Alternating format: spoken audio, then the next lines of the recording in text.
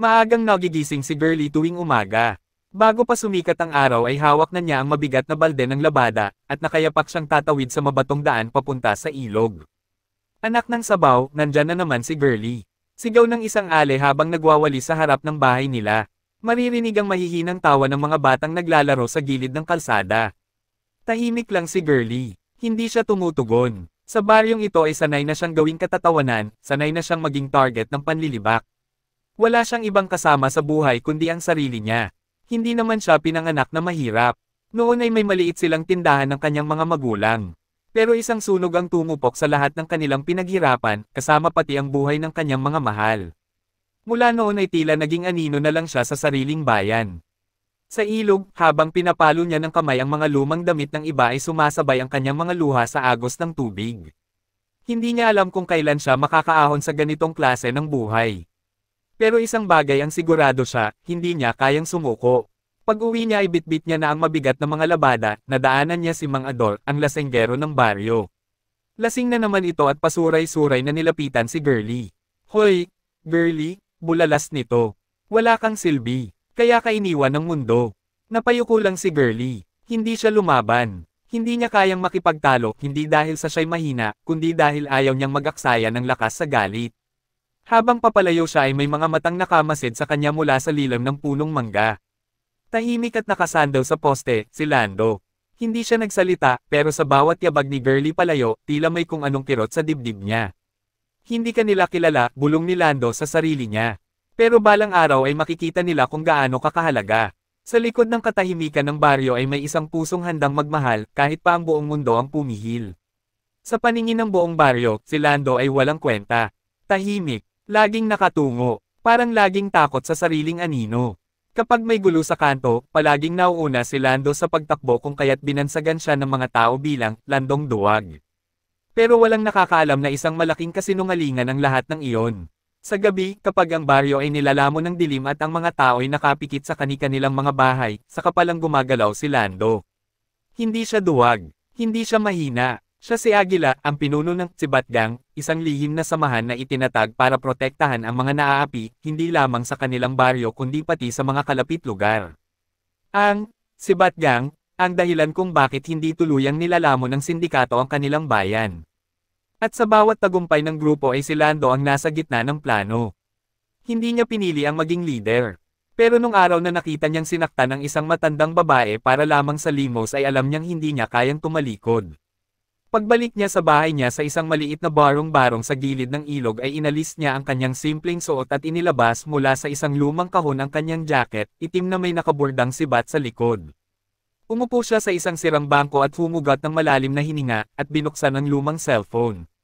May mensahe mula kay Diego, ang kanang kamay niya sa grupo. Boss, may report. Gumalaw na naman yung mga siga kanina. Target nila si Girlie. Napasuntok si Lando sa lamesa. Hindi niya alam kung bakit, pero simula pa noon, may kakaibang hatik si Girlie sa kanya.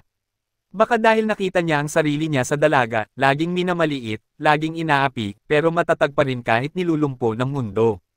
Pinaikit niya ang mga mata. Nagdesisyon siya, hindi niya hahayaang mapahamak si Girlie. Bukas ng gabi, bulong niya, sila naman. Ang makakatikim ng takot. Sa dilim ng baryo, habang iniisip ng lahat na si Lando ay isang takot, ang tunay na mandirigma ay nagplano ng kanyang susunod na hakbang, hindi lang para sa katarungan, kundi para sa isang pusong palihim niyang iniingatan. Gabi na noon. Tahimik ang baryo, tanging huni ng mga kuliglig at lagaslas ng ilog ang maririnig. Sa kalsadang nilalakaran ni Girlie ay halos wala ng ilaw ang mga poste. Bitbit niya ang basang labada at balak ng umuwi para makapagpahinga. Pero sa isang madilim na kanto ay may tatlong anino ang nag-aabang. Mga siga ng baryo, si Tibo, Arnel, at Gardo. Pamilyar si Girlie sa kanila. Ilang beses na rin siyang ginulo ng mga ito. Uy, Girlie, salubong ni Tibo, may hawak pang patpat. Saan ka na naman galing? Basa na nga ang labada mo, babasain pa namin ng luha ang mga mata mo. Nagtawanan ng tatlo. Pinilit ni Girlie na lumihis ng daan, pero hinaranggan siya ni Arnel at Gardo. Kinabahan siya, wala siyang laban. Wala rin namang makakarinig kung siya'y sumigaw. Ano, walang panlaban. Tukso ni Gardo habang pinapaikot-ikot ang hawak na bote. Nang biglang, isang bote ang nahulog sa semento. Lahat sila ay napalingon. Mula sa dilim ay may isang lalaking dahan-daang lumalakad papalapit. Nakadamit ng simpleng t-shirt at maong pero matalim ang tingin. Si Lando. Ano ba yan, si Duwag? Hiyaw ni Tibo na natatawa. Magaling ka lang tumakbo, Lando. Huwag ka nang sumali. Hindi nagsalita si Lando. Nagpatuloy siya sa paglapit at mabigat ang bawat hakbang. Ano ba, gusto mong makatikim? Bantang tanong ni Arnel. Biglang gumalaw si Lando. Isang mabilis na galaw, parang hangin, at bago pa makaimik ang mga siga, si Tibo ay nakabulagta na sa lupa at hawak ang tadyang niya. Gulat na gulat si Girlie. Hindi niya akalain. Hindi ito ang Lando na kilala ng baryo. Hindi ko na uulitin pa, malamig na sabi ni Lando. Bitawan niyo siya, umuwi na kayo. Nagdadalawang isip sina Arnel at Gardo. Ngunit sa nakita nilang bilis at lakas ni Lando ay hindi na sila nag-atubili. Nagtakbuhan sila palayo at iniwan si Tibo na pilit gumagapang papalayo. Tahimik na nilapitan ni Lando si Girlie. Inabot niya ang balde ng labada na kanina pa mahigpit ang hawak ng dalaga. Pero na, mahina niyang sabi. Hindi makakibo si Girlie. Sa unang pagkakataon ay may taong pumagitna para sa kanya. At hindi lang basta sumulpot, nilabanan nito ang mga kinatatakutan ng buong baryo. Habang naglalakad sila pauwi ay dama ni Girlie ang tibok ng puso niya, mabilis, magulo.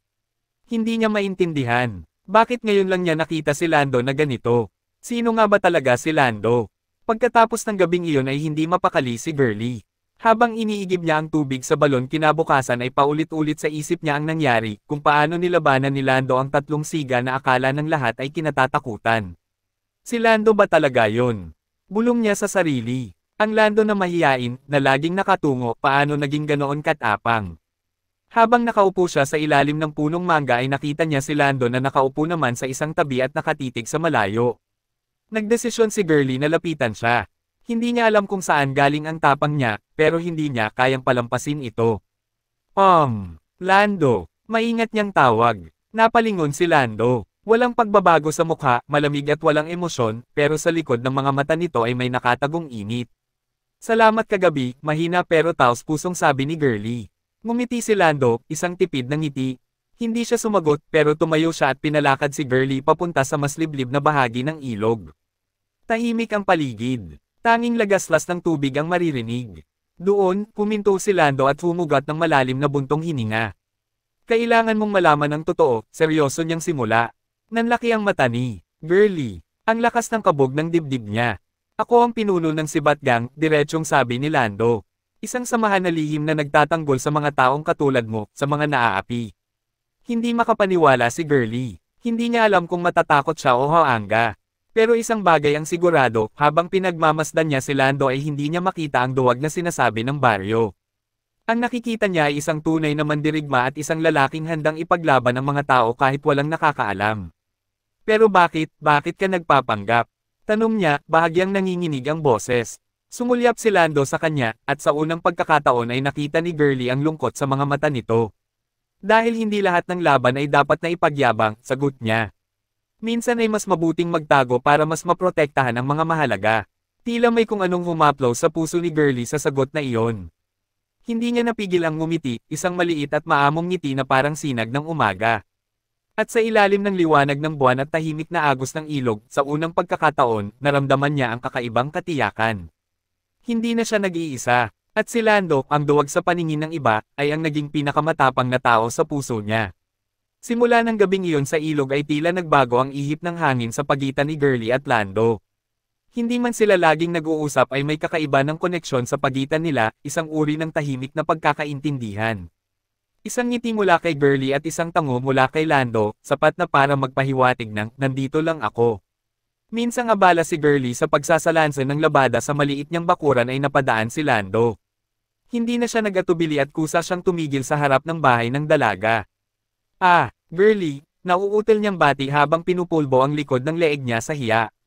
Napalingon si Girlie, bahagyang nagulat pero agad ding ngumiti. Oy, Lando, anong atin? Umubo muna si Lando, hindi na yata siya sanay makipag-usap ng walang kasamang santukan o misyon, pero lakas loob siyang nagsalita. Pwede bang, tulungan na lang kita dyan. Alok niya, nakangiti ng konti. Natigilan si Girlie. Hindi siya sanay na may nag-aalok ng tulong sa kanya. Lalo na kung hindi mula kay Lando. Pero sa kabila ng pagtataka ay may kung anong init sa puso niya. Sige, mahinang sagot niya at hindi maikakailang pamumula ng pisngi. Habang magkatabi silang nagsasalansan ng labada, paminsan-minsan ay nagkakisagi ang kanilang kamay. Pareho silang hindi makatingin ng diretso sa isa't isa. Pareho silang tahimik hindi dahil sa walang masabi, kundi dahil natatakot silang marinig ang kabog ng sarili nilang mga puso. Pagkatapos ng gawain ay naupo sila sa isang bangkong gawa sa kahoy. "Salamat, Lando," sabi ni Girlie habang pinapahid ang pawis sa noo. Ngumiti lang si Lando, at pagkatapos ng ilang sandali ng katahimikan ay bumunghalit siya ng isang mababang tinig. "Alam mo, Girlie, matagal na kitang hinahangaan." Parang tumigil ang oras para kay Girlie. Hindi siya makapaniwala sa narinig niya. Hinahangaan. Siya, ang palaging minamaliit. Nag-iwas ng tingin si Lando at halatang nahihiya sa sariling sinabi. Pero bago pa niya bawiin ang mga salita niya ay sumili ang isang matamis na ngiti sa labi ni Girlie. "Salamat, Lando," bulong niya. "Ngayon lang may nagsabi niyan sa akin." At doon, sa simpleng pag-uusap, sa ilalim ng mga bulaklak ng gumamela na sumasayaw sa hangin ay nagsimula ang isang pagkakaibigang may kasamang pag-asa, at posibleng, pag-ibig. Lumipas ang ilang araw at tila unti-unti nang sumisibol ang bagong saya sa puso ni Girlie. Ngayon ay hindi na siya naglalakad na nakayuko.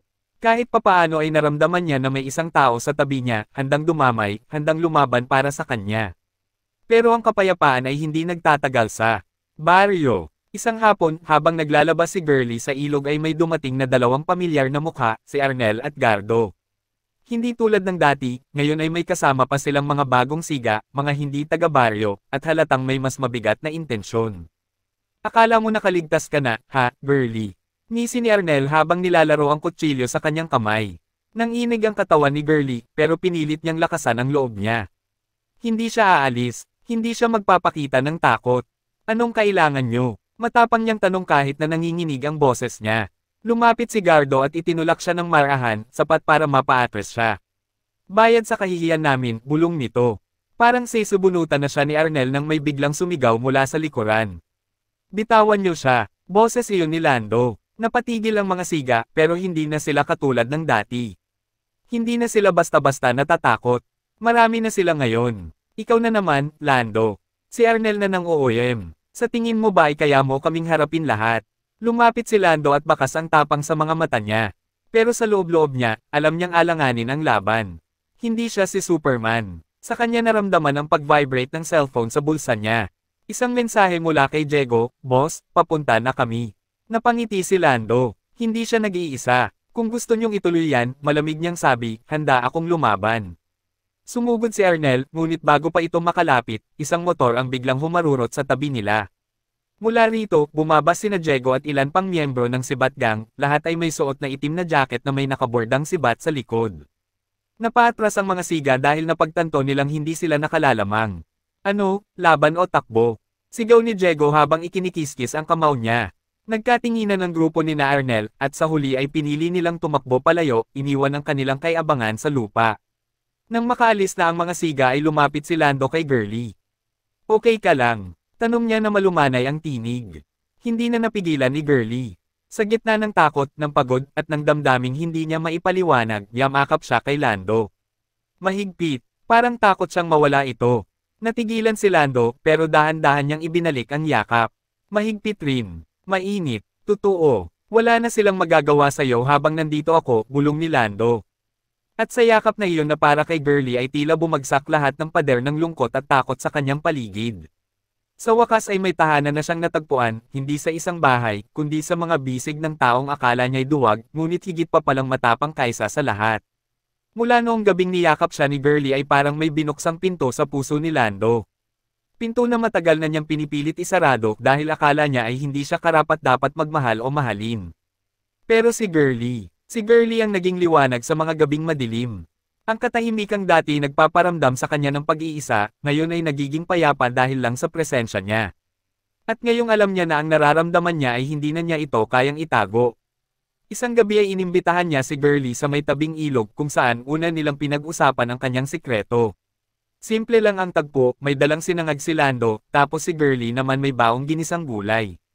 Nagkwentuhan sila, nagtawanan, walang tensyon, parang matagal ng magkaibigan. Pero habang pinagmamasdan ni Lando ang mata ni Girlie na kumikislap sa liwanag ng buwan, alam niyang oras na. "Ah, Girlie," panimula niya, medyo nangangapa ng tamang salita. Napatingin si Girlie sa kanya, nakangiti pa rin. May gusto sana akong sabihin, dagdag niya habang nilalaro ang isang maliit na bato sa kanyang kamay para itago ang kaba. Oo, ano yun? Mahinang tugon ni Girlie. Huminga ng malalim si Lando. Wala nang atrasan. Mahal kita, diretsyong sabi niya. Parang tumigil ang pag-ikot ng mundo sa pagitan nila.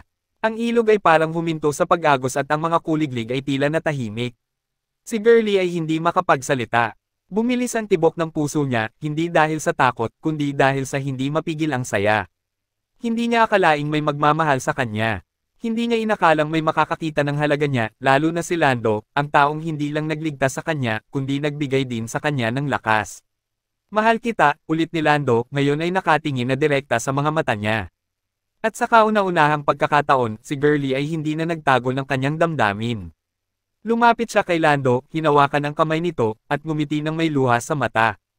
Mahal din kita, Lando.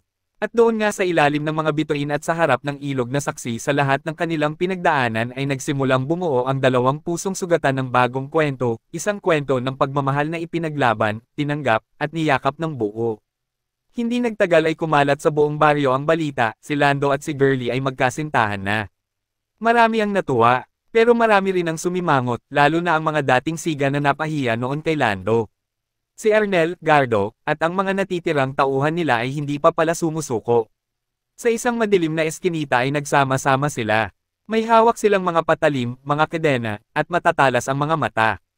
Kung hindi natin sila kayang talunin sa lakas, bulong ni Arnel, sirain natin sila sa ibang paraan.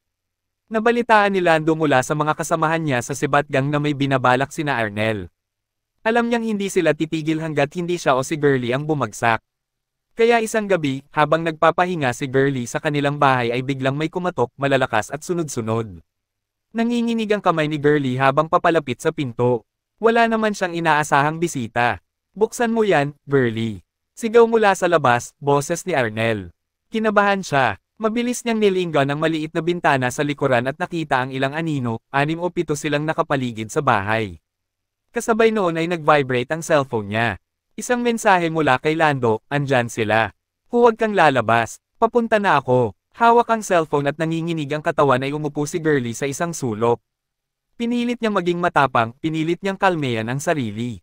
Habang nilalabanan niya ang takot ay biglang may sumiklab na apoy sa gilid ng bahay. Nasusunog ang isa sa mga haligi. Isuko mo na ang sarili mo, Girlie. Sigaw ni Arnel mula sa labas. Kung ayaw mong mamatay. Napaiyak si Girlie, hindi dahil sa takot sa apoy, kundi dahil sa takot na baka hindi na siya abutan ni Lando. Ngunit sa gitna ng kaguluhan ay narinig niya ang isang malakas na tunog ng motor. Isang grupo ng mga nakamotorsiklo ang dumating, mga miyembro ng Sibatgang, suot ang mga jacket nila. Bumaba si Lando mula sa kanyang motor na dala ang matalim na determinasyon sa kanyang mga mata. Hindi kayo pwedeng makalapit sa kanya. Sigaw niya. Nagkasagupaan, sumugod ang mga siga, ngunit mabilis silang napalibutan ng mga tao ni Lando. Nagpalitan ng suntok, sigawan, hanggang sa unti-unti nang umatras ang grupo ni na Arnel. Uulitin ko, sigaw ni Lando habang hawak si Girlie sa kamay. Habang ako ang kasama niya, hindi niyo siya kailanman kayang saktan. Sa gitna ng makapal na usok at apoy na unti-unting naapula ng mga kapitbahay ay niyakap ni Girlie si Lando. Mahigpit at parang ayaw na siyang pakawalan. Salamat, hikbi niya. Hindi na kita hahayaang masaktan, bulong ni Lando habang hinahaplos ang buhok niya. Kahit sa huling patak ng dugo ko.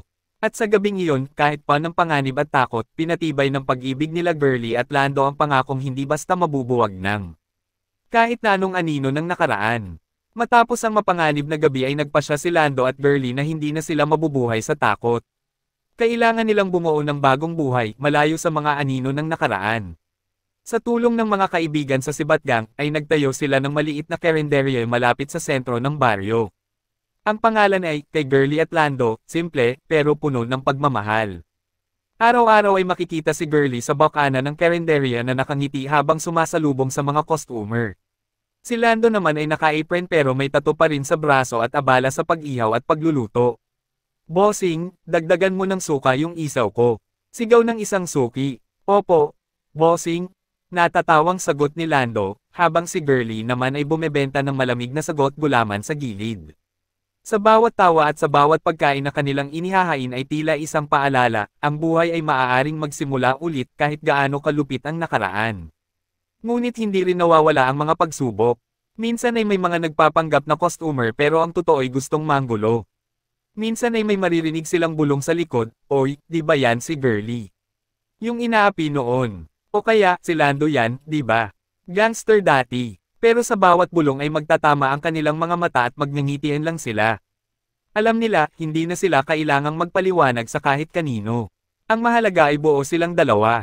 Isang gabi, habang nagsasara sila ng karinderya ay napansin ni Girlie na may iniabot si Lando sa kanya. Isang maliit na kahon na nakabalot sa pulang tela. Nang buksan niya ay isang simpleng singsing ang laman.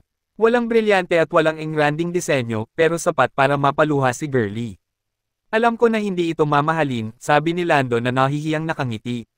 "Pero gusto ko na sa bawat araw ay maalala mong hindi ka na kailanman mag-iisa." Hindi makapagsalita si Girlie. Ang mga luha niya ang sumagot. Isinuot ni Lando ang singsing sa daliri niya. "Saktong-sakto. Sabay natin haharapin ang lahat, Girlie," bulong ni Lando habang yakap siya. "Kahit saan at kahit kailan."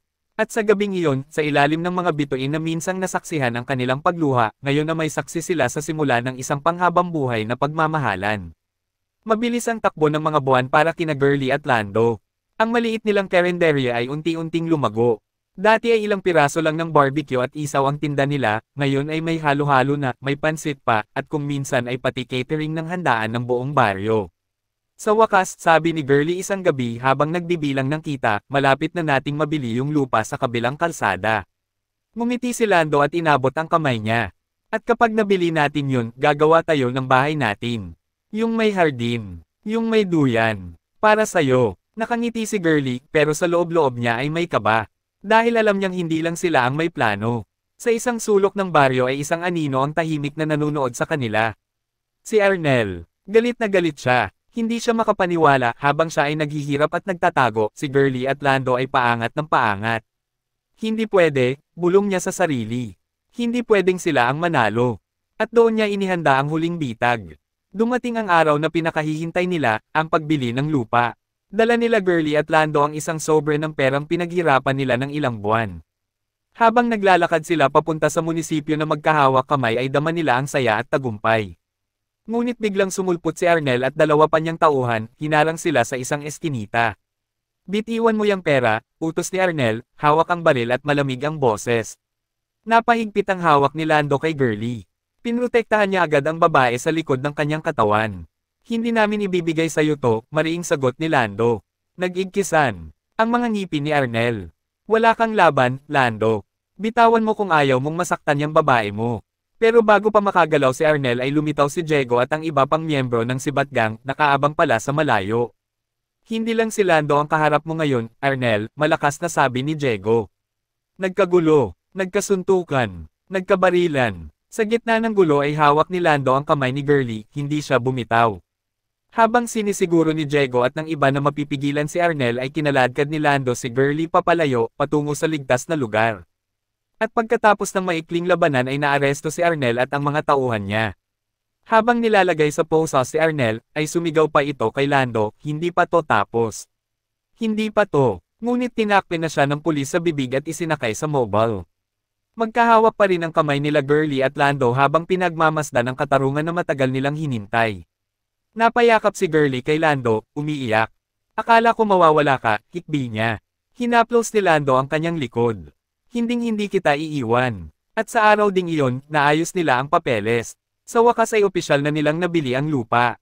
Isang panibagong simula. Isang pangakong kahit ilang panganib pa ang dumaan, ay hindi na nila bibitawan ang pangarap nilang magkasama. Mula nang tuluyang mawala sa landas nila si Arnel ay tahimik na ang buhay ni Girlie at Lando. Tahimik pero puno ng pag-asa at excitement dahil isang malaking hakbang ang kanilang paghahandaan, ang kasal.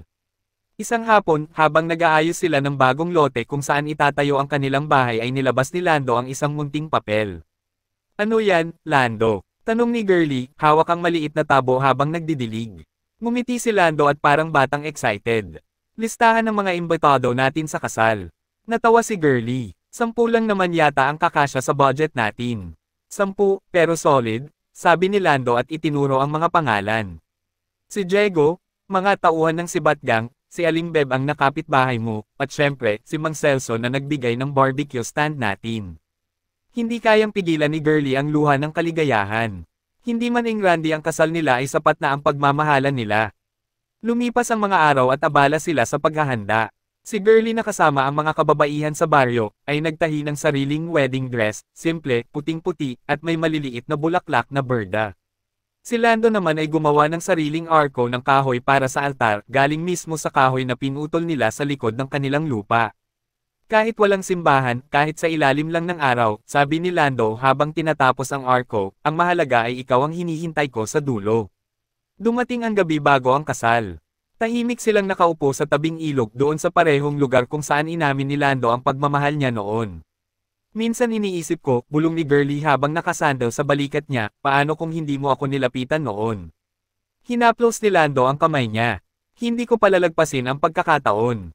Kasi mula pa noon, ikaw na talaga. Walang halong drama, walang engranding salita, tapat lang. Ganon ka simple, pero ganon din kalalim ang pagmamahalan nila. At habang pinagmamasdan nila ang ilog na umaago sa ilalim ng bituin ay sabay silang ng arap. Ng isang bahay na puno ng tawanan. Ng mga anak na tatakbo sa hardin. Ng buhay na kahit mahirap minsan ay hindi kailanman magiging malungkot. Dahil magkasama na sila. At sa araw ng kanilang kasal ay ipapangako nila iyon, hindi lang sa isa't isa, kundi sa buong mundo. Ang araw ng kasal ni Girlie at Lando ay dumating. Hindi Randy, hindi marangya, pero napakaganda. Ang maliit na lote na binili nila ay tinayuan ng isang simpleng altar na may arko ng kahoy, napapalibutan ng mga puting bulaklak at mga banderitas na gawa ng mga bata sa baryo. Si Girlie ay nakasuot ng kanyang sariling tahing wedding dress na pinapalamutian ng mga maliit na berdang bulaklak. Habang nilalakaran niya ang daan patungo kay Lando ay parang tumigil ang buong mundo.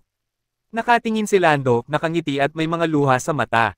Hindi niya maipaliwanag ang nararamdaman, para siyang batang muling binigyan ng panibagong buhay. Ang ganda mo, Girlie, bulong niya nang makarating ito sa harap niya. Ngumiti lang si Girlie na nangingilid din ang luha. Ang gwapo mo rin, balik niya, sabay tawa ng kaunti. Simple ang seremonya. Isang matandang pastor mula sa kabilang baryo ang nagkasal sa kanila. Sa hirap at ginhawa, sa saya at lungkot, magmamahalan kayo hanggang sa dulo, sabi ng pastor. Nang tanungin kung tanggap ba nila ang isa't isa ay sabay silang sumagot ng malakas, oo. Nagtawanan ang mga bisita, simple pero ramdam na ramdam ang pagmamahalan nila. Pagdating sa pagsusuot ng singsing ay lumuhad si Lando, hindi para sa drama kundi dahil gusto niyang iparamdam kay Girlie kung gaano siya kaimportante. Hindi man ito mamahalin, sabi niya habang isinusot ang singsing, pero para sa akin ay ikaw ang pinakamahalagang regalong ibinigay sa akin ng buhay. At nang isinuot ni Girlie ang singsing kay Lando ay nangingiti siya. Kahit dati pa, bulong niya, ikaw ang pinapangarap ko. Maaari mo nang halikan ang iyong asawa, sabi ng pastor. At sa ilalim ng araw at mga bituin na unti-unting lumalabas sa dapit hapon ay hinalikan ni Lando si Girlie. Isang matamis, mahinahon, at puno ng pangakong halik. Nagpalakpakan ang lahat, may ilan pang mga batang nagtatakbuhan, may mga matatandang umiiyak sa tuwa. Pero hindi pa tapos ang sorpresa ni Lando. Pagkatapos ng kasal ay hinailan niya si Girlie papunta sa isang gilid ng lote, doon ay may nakatubong isang bagay. Pagangat ng takip ay isang maliit na duyan ang lumabas, nakasabit sa dalawang matibay na poste. Para sa atin, sabi ni Lando, habang hinihila si Girlie para umupo sa duyan. Dito natin sisimulan ang lahat ng panibagong pangarap. Napaluha si Girlie sa tuwa, humilig sa balikat ni Lando habang sabay nilang inuugoy ang duyan sa malumanay na ihip ng hangin. Sa likod nila ay kumikislap ang mga mumunting ilaw na isinabit ng buong baryo. Sa kanilang hinaharap ay ang isang buhay na pan ng pag-asa.